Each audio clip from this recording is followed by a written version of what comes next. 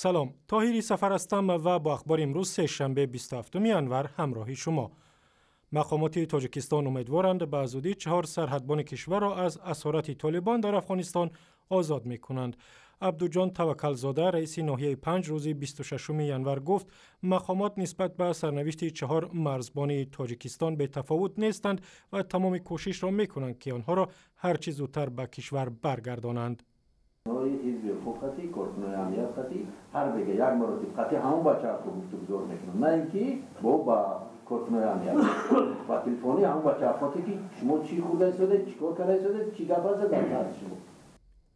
طالبان افغانستان ماه دکبر سال گذشته فرهاد کلانوف، سیراج دولتوف، تویچیبای نوربایف و میراج شادیف را در نیم جزیره های رودیامو که تاجیکستان را از افغانستان جدا می کند اسیر گرفتند و تاکنون برای آزادی آنها شرط های گوناگون گذاشتند، اما مقامات تاجیکستان آشکار نکردند که طالبان در عوض رهایی سرحدبانان تاجیک چی می خواهند.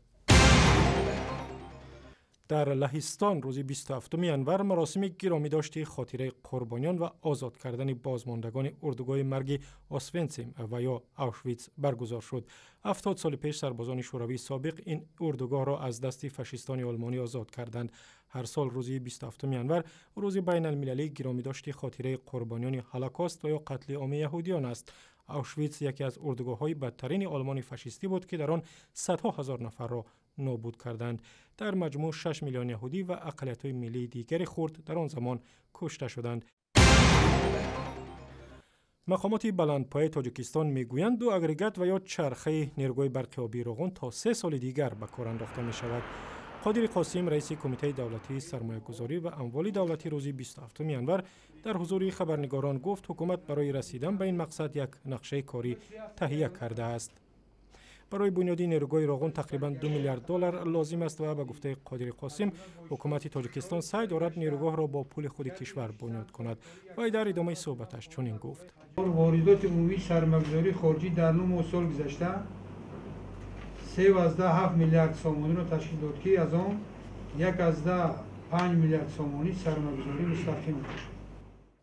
با قول رئیس کمیته روسیه هنوز هم از سرمایه‌گذاران اصلی اقتصادی تاجیکستان به حساب می رود و در 9 ماه سال 2014 در اقتصاد تاجیکستان 149 میلیون دلار سرمایه گذاشته است. رئیس شرکت برق تاجیک گفت اطلاع امامعلی رحمان رئیس جمهوری تاجیکستان درباره با 12 ساعت نیروی برق تامین بودن اهالی در یک شبانه روز حقیقت است. او روز 27 دکبر در حضور خبرنگاران در دوشنبه اظهار داشت که این اطلاع را از برق تاجیک به رئیس جمهور دادند و اگر کسی به درستیش شبهه دارد خودش میتواند به منطقه های تاجیکستان برود و از احوال ساکنان آگاه شود. از شبکه‌های برقی اخبارات میگیریم که کدام ناحیه کدام منطقه از سحر از ساعت چند توشون از برق دارید و بگویید از ساعت چند توشون برق.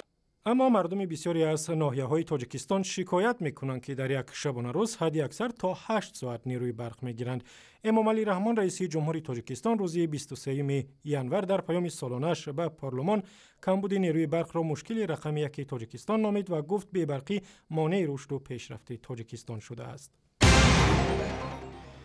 بعد کشته شدن یک تربیتگیرنده مکتب اینترنتی شهر چکالوسکی ولایت سوخت، مدیر این مؤسسه تعلیمی را از مقامش سبکدوش کردند.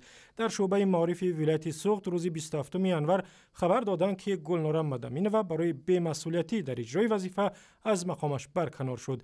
زیادبک جورایف 17 ساله و ایرج ایسایف 16 ساله شاگردان مکتب اینترنتی چکالوسک را شب 15 به 16 انور هنگام دزدی در بازار نظر نیکی ناحیه باباجان غفوروف پاسبانان و رئیس بازار دستگیر کرده و حد را به حد زدند که زیادبک در جای حادثه هلاک شد. ایرج ایسایف هنوز در شفاخانه طبابت میگیرد.